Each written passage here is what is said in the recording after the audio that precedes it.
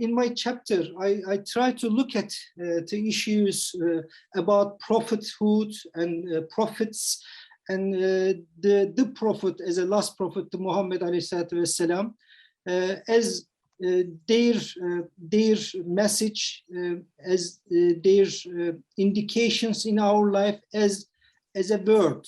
So following up to our project, I always trying to bring all my sentences to bring around this main concept, God talk, and God talk is in his revelation and in his actually in his creation and in his prophets, as such in specific prophets, which we may not know all of them, but we may not make any differences amongst the prophets. La nufarriku bayna ahadin min rusuli. There is no differences amongst the prophets. So when we have our, the mind around these talks, first of all, actually, I will, most welcome your guidance and contributions on this specific epistemic grounding of the issue. Saf is also most welcome. I am Ismail Hacinebioglu. As trained theologian and following up philosophical issues, I'm teaching philosophy and religious studies as chair of logic in Istanbul University at the moment. My all teachings last 20-25 years is going all around about philosophy of language, philosophy of religion, and specifically history of logic, and more specifically about the history of logic in Muslim heritage. So in this sense, as I try to follow up the prophets, if I started to talk about the prophets, I mean the first man as a prophet, Adam alayhi salam, is the one, as far as we know, the first man and the first man who has the language and has a communication to another person. Leaving aside all different discussions and argumentations, I want to emphasize, specifically about, the language tools of the prophets and the prophets' talk. Mainly my epistemic grounds will indicate that actually how one as a human being can ground prophetic talk in our daily experience, daily expressions, and daily understandings. So in this sense, the whole chains of the prophets actually are specific talk in their essence on behalf of the God, and sometimes they carry the word of God. So they have kind of many ways and faces of their talk. Sometimes they talk like Abraham, Moses, and the Prophet Muhammad as well. When they talk as they are carrier of the word of God. So human beings, all peoples around them, hear the words of God through their tongues. So I haven't heard myself the word of God myself. I may hear some of the ilhamat, some of the kind of inclinations of the God towards each individual creatures and each individual human beings, but as a whole message of God came through in the tongue of that certain prophet.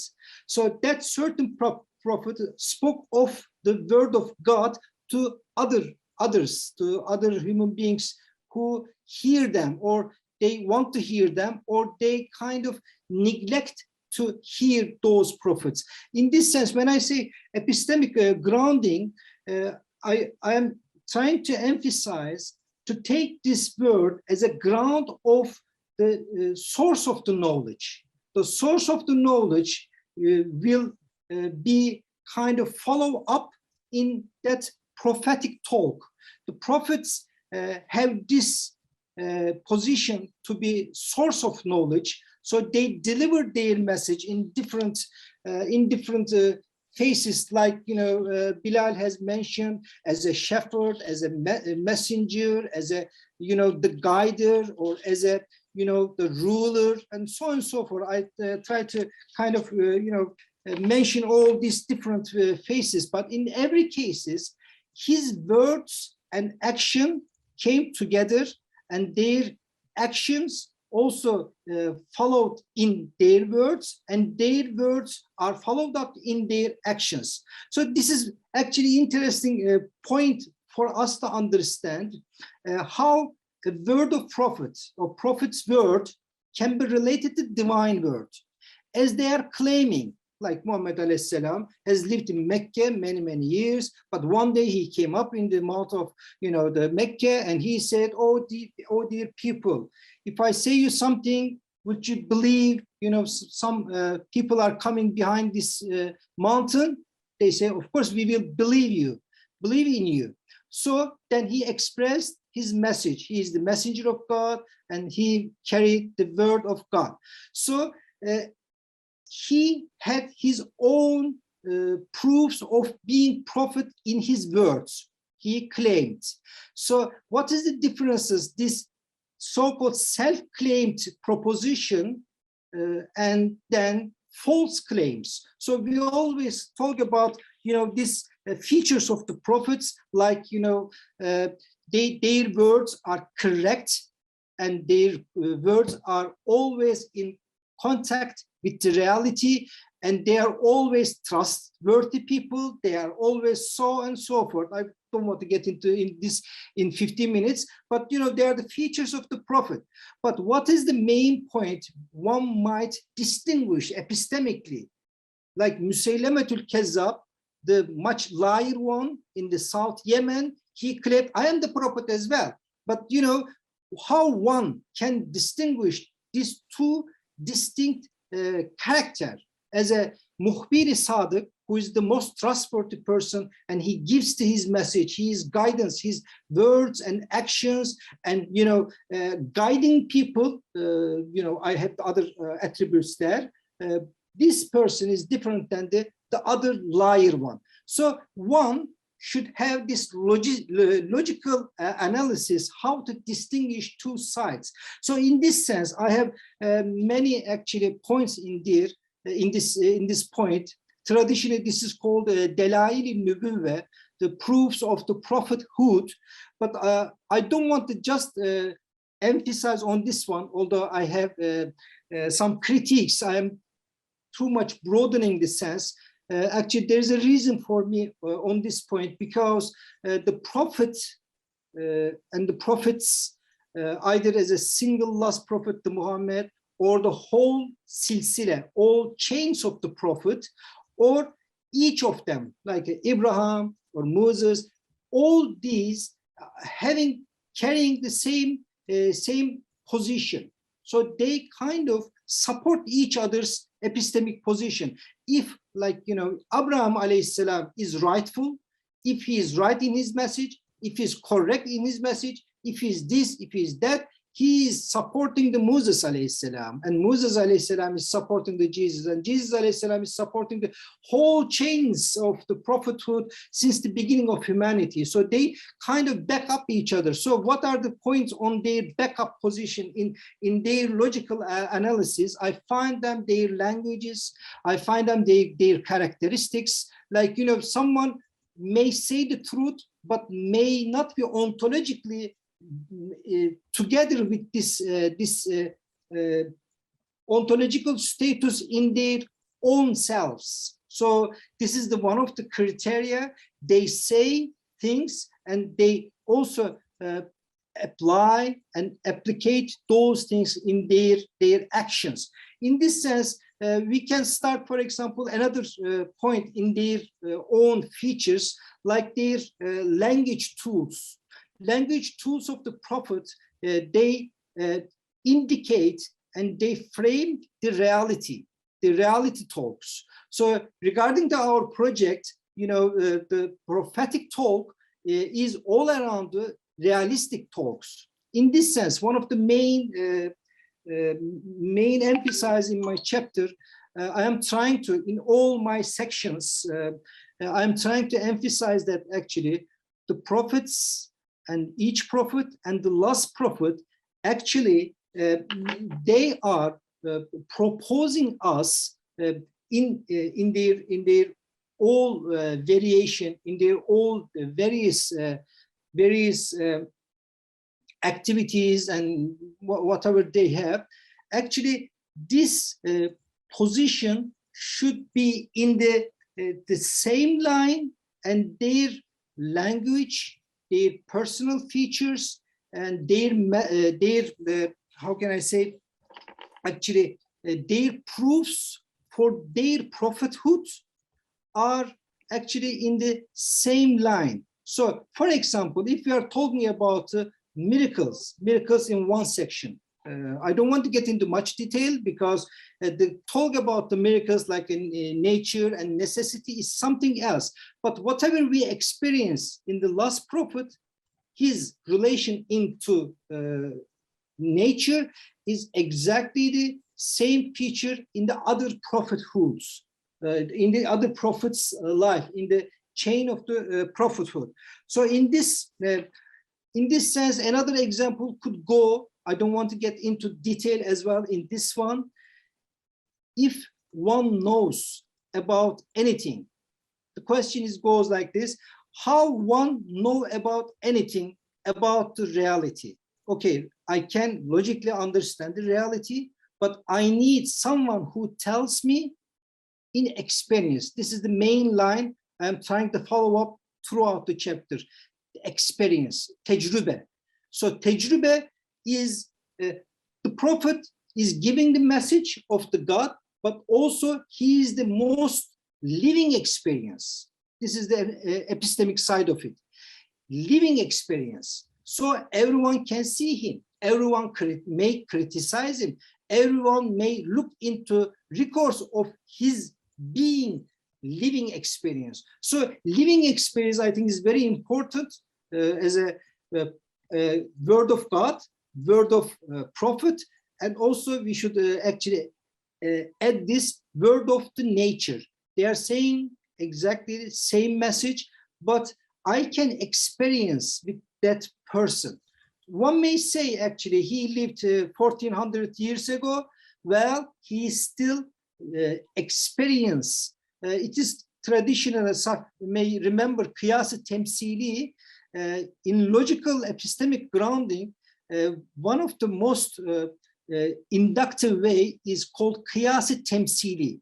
You see living experience. You see miracles in his hand. You see way of action. You know, you see how to have the attitude for or against so on and so forth things. You have the experience in the prophetic tradition. So actually it is called prophetic wisdom, prophetic way of life, prophetic way of speaking, not only speaking, but when I say speech, or when I say prophetic word in this chapter, I always remember in my mind, I mean the practice of the prophet in that assertion, in that proposition. So in this sense, I try to emphasize as well the consistency without involving the sub-chapter, consistency in his frame, consistency, his being, kıyas-ı temsili,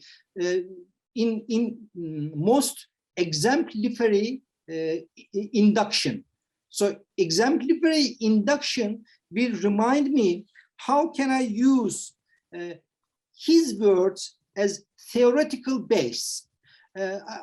I think this might be worth remembering that in the Usuli tradition, Usulis do not take the word of Quran as a revelation. They don't say this verse is the ground of my source of knowledge. Of course, it is source for knowledge, but what they do, they utilize these statements of the Quran and they produce epistemic justification out of these words. So 5 minutes, sorry.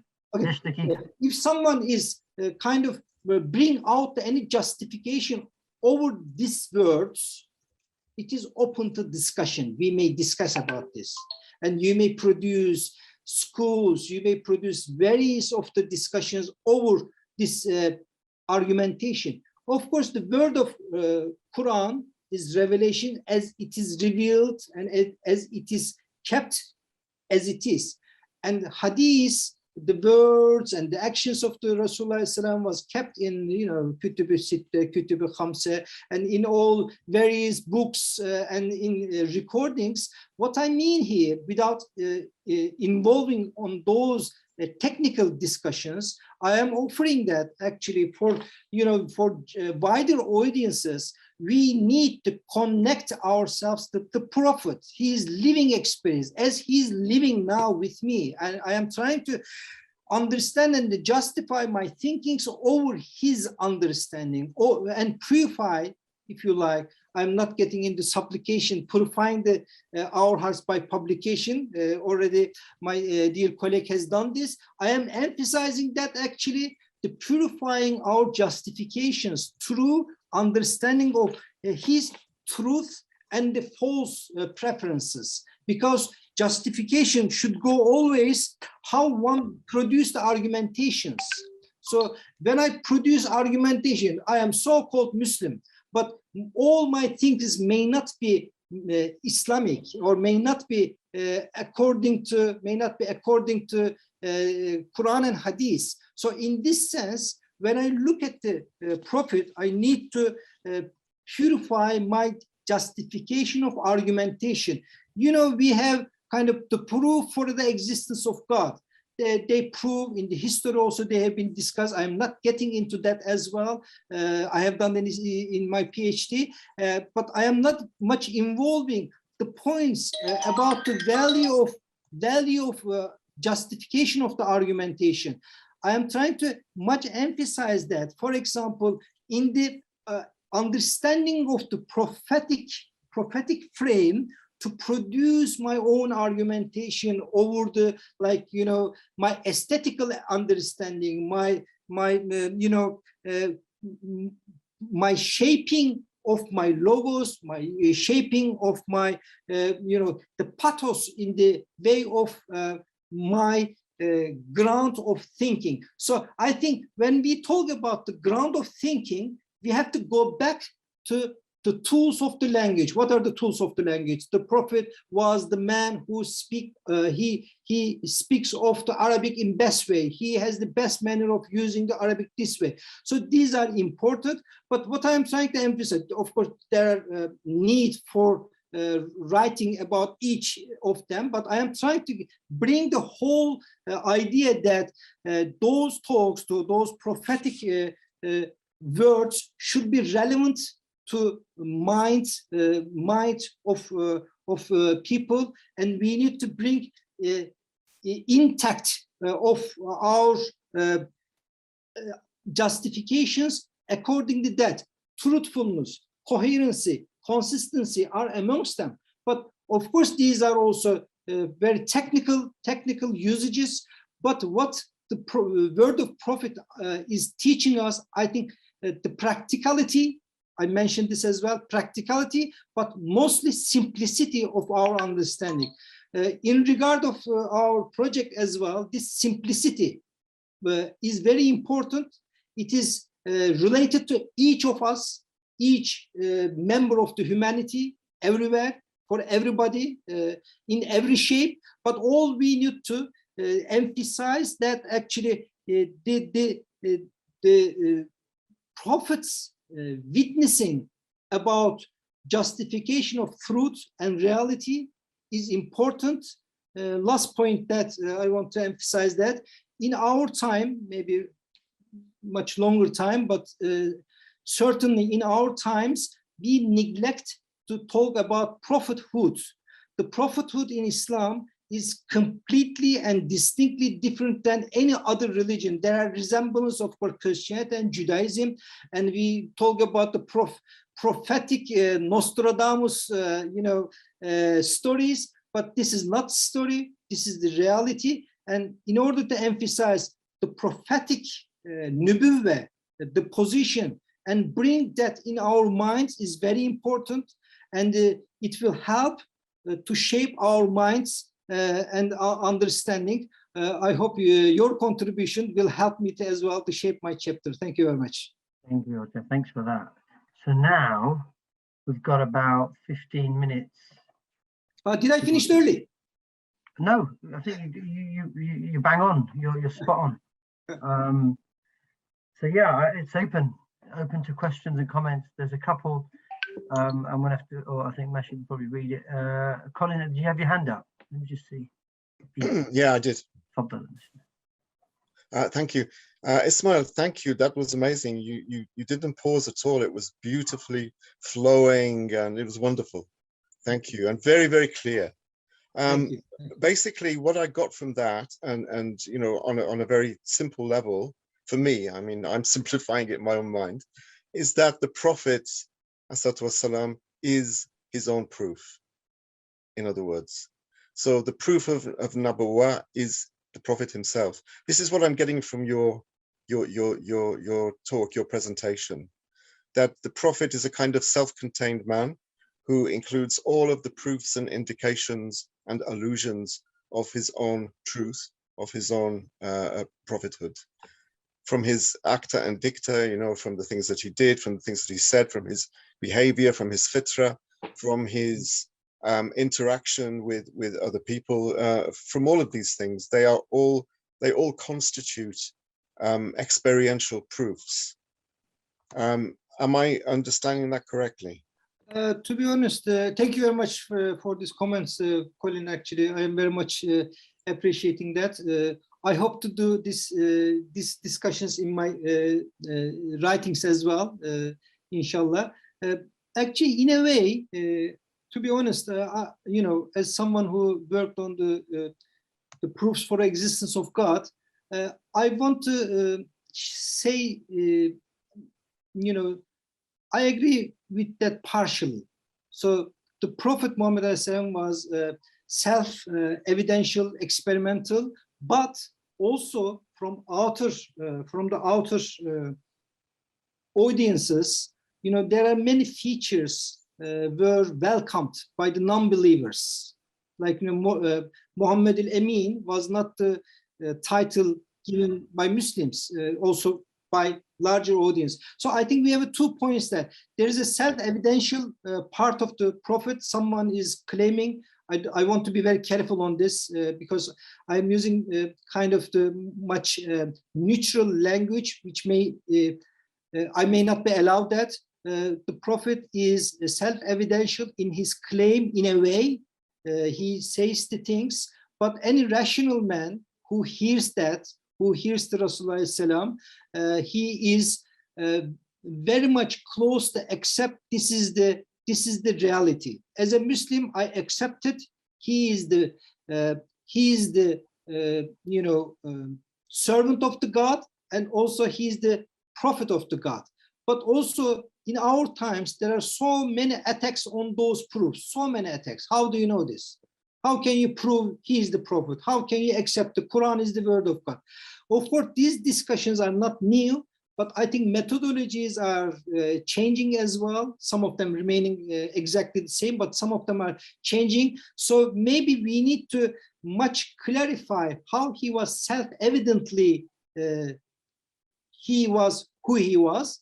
And also we have to maybe emphasize with other languages or with other sciences, we have to try to bring the proof and demonstrations how one can be truthful in his assertions, how one can be relied on his in his claims. So any claims, generally, historically, I think the ethical claims are much put forwarded.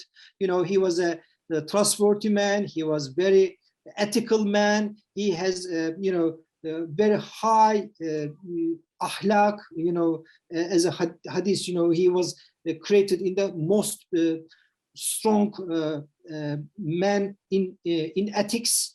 So we may emphasize on those points, but as far as I understand, Colin, I think there are so many lines. I'm trying to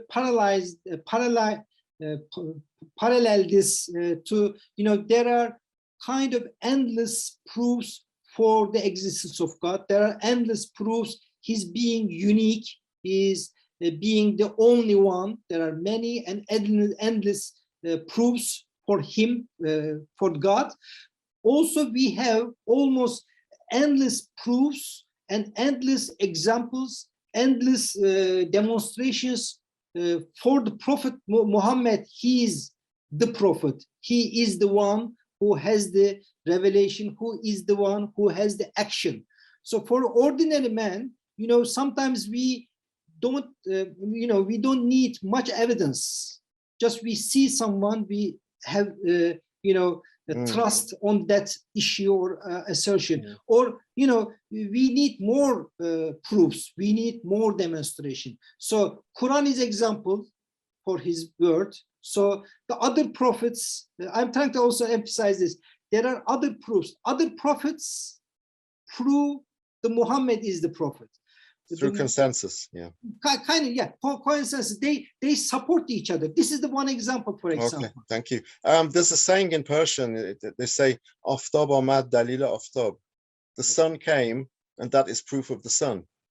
So the Prophet ﷺ is his own proof, in a sense, and you're expanding on that. This is what I wanted to understand. That is the kernel of your paper. Is that right? In my paper, I mentioned many different things, like a love of prophet. So what has got to do with my epistemic justification?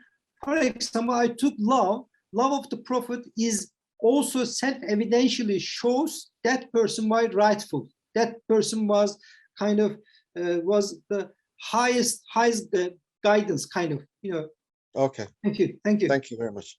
Right, anyone else? Let's have a look. I think some comments. Chat, let's have a look. Critics, please. Well, I read the comments.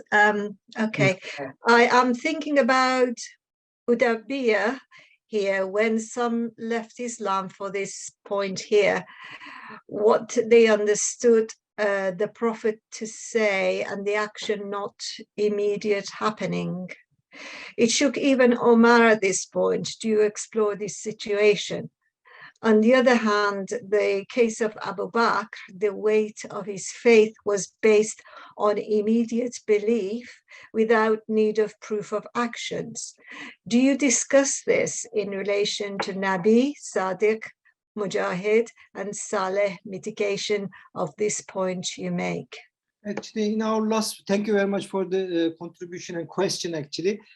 I don't want to get into those details in very much. I didn't have that specific point. As far as I remember, this point goes on two occasions. One is for, the say inshallah in the words in the Quran. The Prophet has said the miracle will come, but Allah has warned, and the say inshallah. Say with the will of Allah, it will happen. So this is one of the proof as well. So the Prophet did not make the miracle by himself, as he didn't create the religion himself. So it is not Muhammadanism. The Muhammad didn't have any power to create any miracle. He didn't have any, over control of the issues. And in the second one, I think it was about the Surat al-Rum. The Persians and the Greek had a fight. Who will win? I think the question is about that. And they didn't know. The Rasulullah ﷺ didn't know when the time of the, when someone will win the battle. But he knew, God has informed him with different ways. Allah has informed him, and he knows only what he was informed. So he knows only what he was given. Also, there are specific incidents. This is the feature of the Prophet. There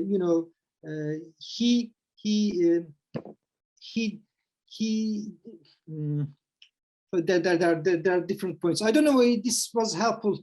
There are different points how the Prophet has got to know about things, because this is the important, how he knew.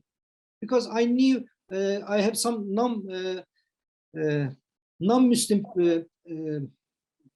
non-Muslim chef in the restaurant, and he said, "Oh, Prophet Muhammad was a good man. He knew why someone shouldn't eat pork, because as a as a chef in the restaurant, he said, because the meat of pork is the lowest value of the meat. So he knew, and he told people not to eat the pork. But I told him, as far as I believe, the Prophet was given this knowledge. So he had this knowledge from the direct knower, all knower. So he delivered this point to other people. So I think being human and beşer and insan is very classical discussion. The Abduhu ve Rasuluhu, the Prophet was human being. Muslim should remind themselves he was a human being, like anybody, like anyone in everywhere else, but he has guidance and he has education or whatever, we have to expand this. I'm trying to do that as well. What kind of expansion Rasulullah had. So in his expansion of knowledge, he was given the best knowledge by the all omniscient one. So whatever he says, he has the lead to show us. In our times, another problem, if I have a half minute on this, in our times, in the Muslim minds, actually there is a separation. The Prophet, okay, he was a human being like anybody. Of course, he was like anybody, but he was a prophet. So we kind of forget this balance. This balance is the point makes the Islam different than any other religion, any other assertion. So this balance, we believe he was guided, but he was guided rightly by Allah, and in his prophetic guidance, he is the only one. He is the only one. We had the God's talk through him. So we heard the word of God. We heard the Quran from his tongue. So we heard the other words from his tongue in the same ground, I think. Thank you. Thank you. There's just a short comment, then I think we need to go for break. Saf, from somebody says from Surah Hijr 72. I think that says La Umraka, by your life. Allah's oath by the life of our Prophet Muhammad sallallahu alaihi wasallam.